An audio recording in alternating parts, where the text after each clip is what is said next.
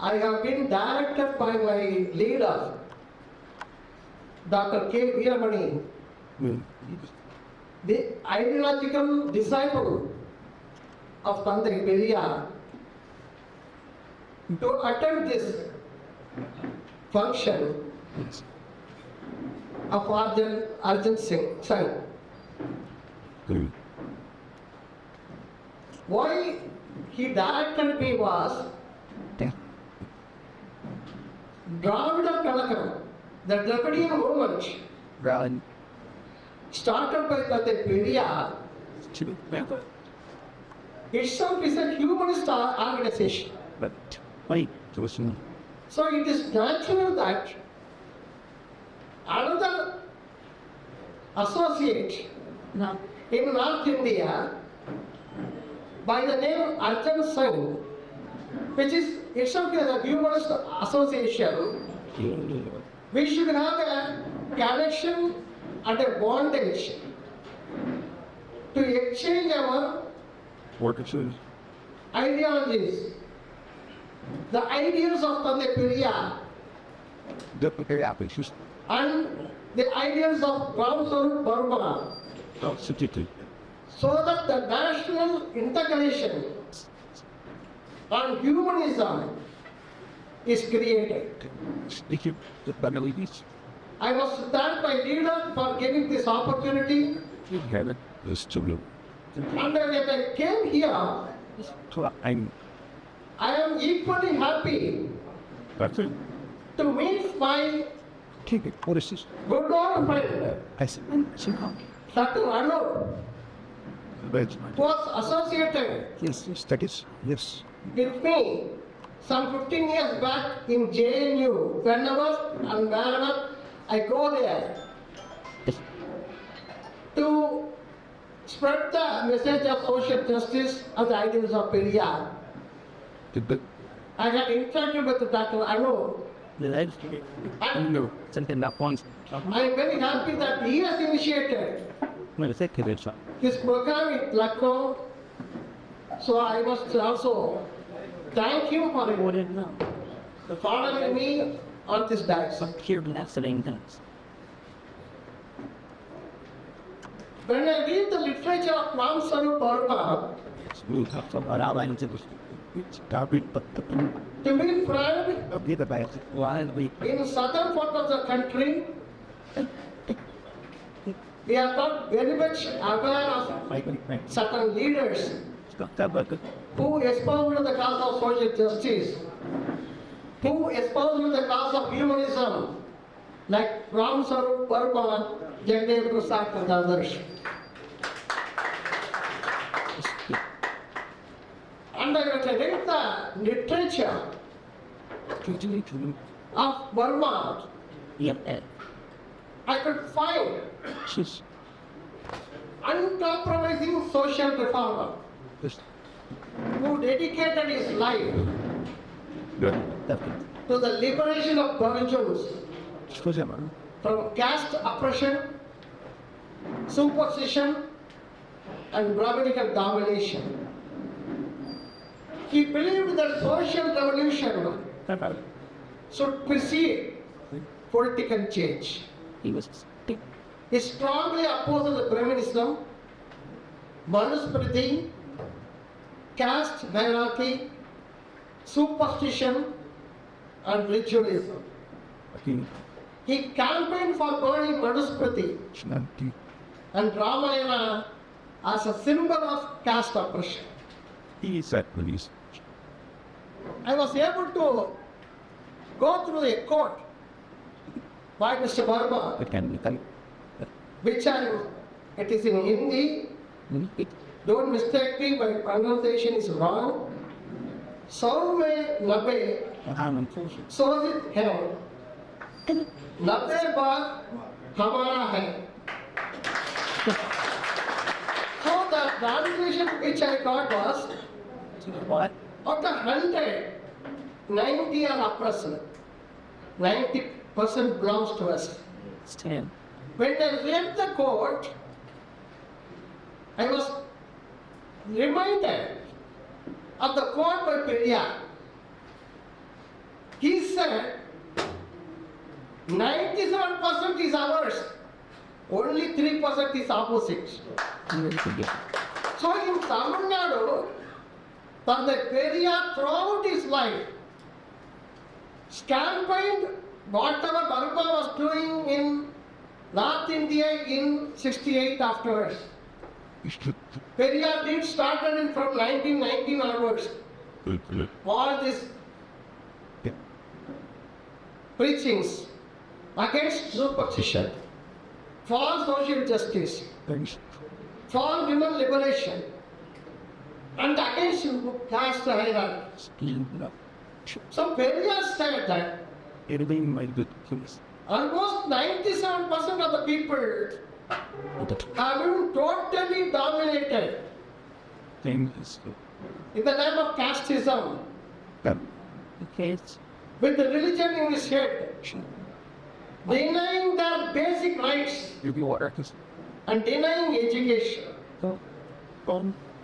So, I could see a parallel between Periyar and Ram Swarup Verma. But it is unfortunate that both of them have not met, I think. I guess because otherwise you would have got some information about that. And at least now, we have to integrate their preachings in North India as well as South India, so that the nation is relieved of the superstition and religious dogmas.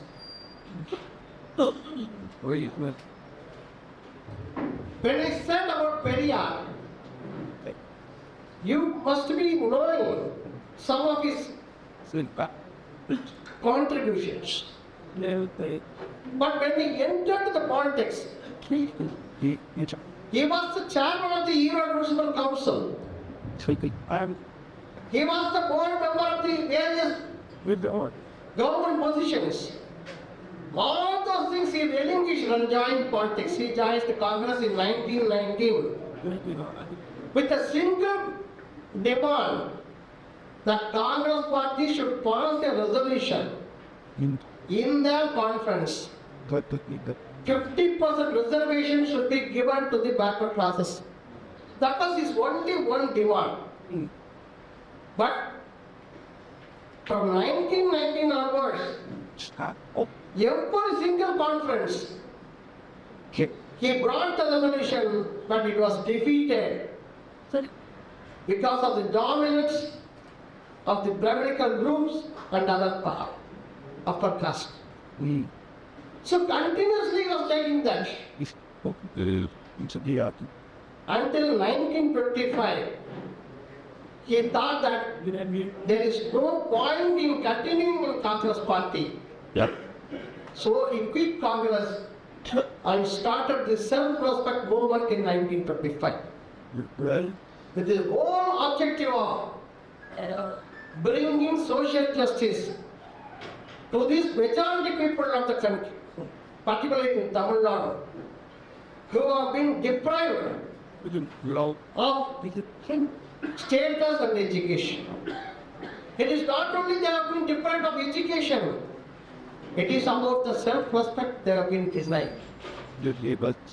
So when he saw the people being discriminated on the basis of caste, he attacked casteism. The pro-caste groups told the caste is created by the Vedic principles and Vedas. Then Periyar said that I will eradicate Vedas. Then they said, no, this Vedas are given by the God. Then Periyar said that I must eradicate that God. Because his whole aim was the people should not be deprived on any account. either on the basis of caste, either on the basis of religion, either on the basis of language, and whatnot. So that was his first idea, which brought him from social justice in a bigger scale of including atheism also. Because unless you remove this Hindu dogmas from the minds of the people, you cannot eradicate caste. That was his Periyar's idea. So he continuously preached for that. I will tell you examples also. In 1924, there was an agitation in Kerala, in Vaikam, where the so-called deprived sections, they were not allowed to walk in the streets around the temple. The Brahminical group, upper caste, prevented them from walking. So there was agitation in Kerala, and the leaders who started those agitation from Kerala, they were all arrested. They were all in jail. So they informed Periyar, who was heading the Tamil Nadu Congress Committee at that time. Then Periyar went there. He started the agitation. He was jailed. Later on, after 15 days, he was released. Again, Periyar went on agitation. Then he was imprisoned for almost 80 days. Rigorous imprisonment, but chained. Finally, the Raja of Travancore, at that time it was Travancore province, the Raja of Travancore was dead. The Brahmins conducted a yatra. By that, Periyar can be killed. But what happened was, the Raja died and Periyar was released. And the queen came, she understood the problem, and the streets were opened to all the sections of the people, including the deprived sections. A function was conducted in Kerala where Periyar was felicitated and was given the award, called as a hero of Vaikam. For caste oppression, he fought in another state in Kerala in 1924. Thereafter he continued. In the meantime, the non-Brahmin leaders of Tamil Nadu started the Justice Party in 1916. They won the election in 1920 and brought progressive measures. It was Justice Party that implemented 100% reservation for all the communities, including the Brahmins. From 1928 up to 1950, it was there in Tamil Nadu, 100% reservation. But when India got independence, and when the constitution came into effect from 26th January 1950, the Brahminical group challenged the communal GO in Madras High Court. The court stayed the communal GO, saying that it is against the constitution. Then the government went to Supreme Court.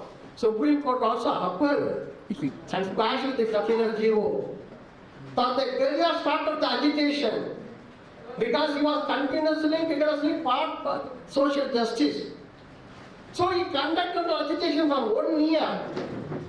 Finally, the Union government, headed by Pandit Nehru and Dr. Ambedkar as law minister, brought the first constitutional amendment, amending the constitution of Article 15, inserting 4. Article 15.4 was enacted, passed in the parliament, that enabled the backward classes, scheduled castes and tribes to have reservation in education throughout India because of Periyar's application. That happened in 1951. When Rajagopalachari was also called Rajaji. He was the chief minister in Tamil Nadu twice. When he became the chief minister in 1952, he brought a scheme whereby a vocational training will be given to the students. Only half a day the schools will be run. Rest of the day, the children has to learn the hereditary occupation of their parents. That means a farmer son has to learn the farmer's job. A carpenter son has to learn the carpenter job. Periyar said that this is totally injustice. We want to bring out the children from the clutches of the hereditary occupation. They have to go for higher education, whereas the government is planning to put them in the same hierarchy. So we are opposing this standard education. Finally, what happened was Rajaji resigned from the chief ministership, and that total vacation training program was totally cancelled. Because of that only Tamil Nadu today, all the communities were able to get education. Otherwise, everybody would have been compartmentalized. Please remember, when we attacked that scheme in 1952-53, Tamil Nadu won the battle. But today in the union government, the present government has brought a Vishwakarma scheme, the same scheme. Yes, later. Where 18 castes have been identified. And the eligibility is 18 years. 18 years means plus 2 children. If they adopt the hereditary occupation, a loan of 1 lakh will be given. That means the government wants the children of these groups not to go for higher education. So you must identify that Tamil Nadu has opposed that scheme. North India, when you are conducting Arthur Sun should be conducting demonstrations against all this. That is the formula adopted by Periyar. It is a demonstration effect by Periyar on every issue.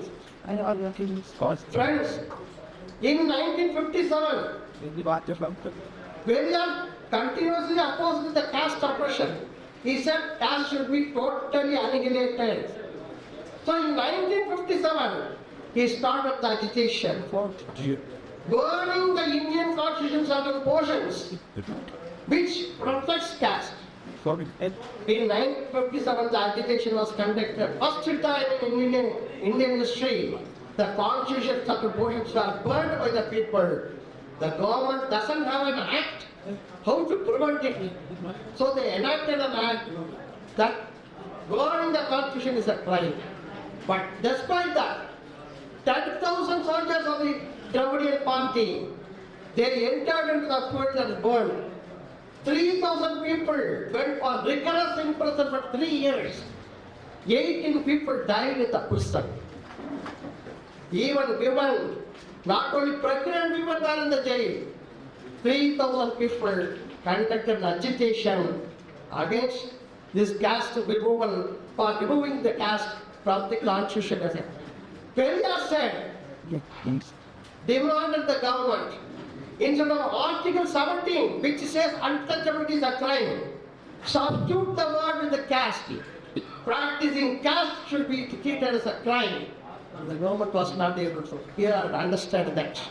So, the Arthur Sun should demand like this. You should have a demonstration like that. Then only the people will have some awareness. This is what Periyar did in Tamil Nadu to awaken the people. And because of his continuous demonstrations, continuous preachings before the people, common people, the political system in Tamil Nadu had to absorb, had to accept the ideas of Periyar. Whichever party, whether Congress led by Kamarajan, or the DMK led by Anna and Karunanidhi, or Anna DMK done by MGR and Jayalalitha, they have to follow the ideas of Periyar and social justice. Otherwise, the government will be thrown out from Tamil Nadu. I will tell you one more example. 1979, MGR is a popular leader in Tamil Nadu who never faced any defeat. In 1979, he brought a GO whereby if the income of the backward class parents exceeds 9,000 rupees per annum, they will not be eligible for reservation. Immediately there was agitation in Tamil Nadu. 1979, Periyar was not there, but the movement was there. The present leader, Veeraman was there. So he conducted the agitation. All the parties joined together. Immediately the general election of the union government came for Lok Sabha. The MGR party, ADMK, was defeated in the election in Tamil Nadu. And after that, MGR as the chief minister conducted an all-party meeting and withdrew that order and increased the reservation for the backward classes from 31 to 50%. That is the question of the family movement. So after that, because of the Mandal Commission judgment, Indira Sawhney case, Supreme Court said that reservation should not exceed 50%. But Tamil Nadu already has 69%. So there was a challenge in the Supreme Court against that petition. So we got it. So what happened was, again the Periyar movement, the governing party came into the land, met the people and announced them that it must be protected. There was continuous programs across Tamil Nadu. At that time the government was headed by Jayalalitha, a Brahmin lady from ADMK. But despite that, because the soil of Tamil Nadu is social justice, so she enacted an act, Reservation Act, to protect 69% reservation. And that was included in the 9th schedule of the Constitution. In India, among all the states, only Tamil Nadu has a Reservation Act protected under 9th schedule of the Constitution, done by a Brahmin lady as a chief minister in Tamil Nadu. Because Tamil Nadu, you cannot violate social justice. So the Periyar movement has made inroads in all the parties. At this point of time, you will be wondering, if there is a change of government in Tamil Nadu. Who was an actor, Joseph Vijay has become the chief minister. But remember what he said, Periyar is our ideological leader. What was his slogan? So he has to implement social justice. He cannot violate that. If he violates, then his government cannot be there. So that is the position. So adjacent sons should protect themselves in such a way that every program, whether it affects the backward classes and other different sections or not, they have to analyze. If the government's instruction or GO is affecting them, they must protest immediately. People are ready to come. Youngsters are ready. Only thing awakening is required. We should have that awakening method. Otherwise, mere writing will not be sufficient. Otherwise, we will not be able to win the battle. Periyar did that continuously throughout his life. Periyar never sat on a single day in his home. Always on tours and meeting the people. Till his death, Periyar to his death, just 3 days back, he was unconscious for 3 hours. He died on 24th December 1973. 21st December, Chennai is spoke for 3 hours. After that, because of illness, he was admitted to the hospital. So, why I am telling is, our policy or our principle is hitting the minds of the people. Because casteism is it is a state of mind, Ambedkar's. So unless you hit in the mind, it cannot be erased. So we have to hit them individually. So it will take long time, but we cannot keep we cannot take a risk. So that is the position. That is why when we are spreading a principle, we have to work in a very scientific way, which Periyar did in his lifetime. He started the Newspaper in 1925 itself. We started a weekly, thereafter started a daily. Viduthavai means English liberator. Today, 93rd year that daily is going on today, which is the only rationalist daily in the world. 93rd year, which is going on. Daily matters are coming on that. Where the views of the party on various social issues. So that is the thing. So when I come here, when I read about Ram Sarup Barma, so I thought that integration of these two ideologues must happen, for which we should integrate the younger minds. Lessons for the future, just I will give some 5 points. Social justice, that must remain the central point of our discussion. Rationalism, that is very much essential. Gender equality is non-negotiable. Education is liberation. Representation matters, means diversity should be there in all the programs. So, before concluding, I must say that 100 years back, a torch was lit by Tandai Vindya in Tamil Nadu in the name of self-respect movement.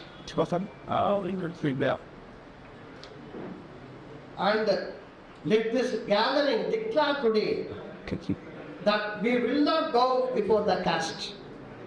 We will not surrender to inequality. We will not remain silent before injustice. We will think, we will question, we will resist oppression, and above all, we will live with self-respect. Because the dream of the self-respect movement will be fulfilled only on the day when no human being is considered inferior. No woman is treated as subordinate. No child is denied education. No citizen is humiliated because of birth. Until that day arrives, the voice of Peria and Ram Sarup Varma will continue to echo across generations. Stand upright, think rationally, live with self-respect. Thank you all. Thank you for my question.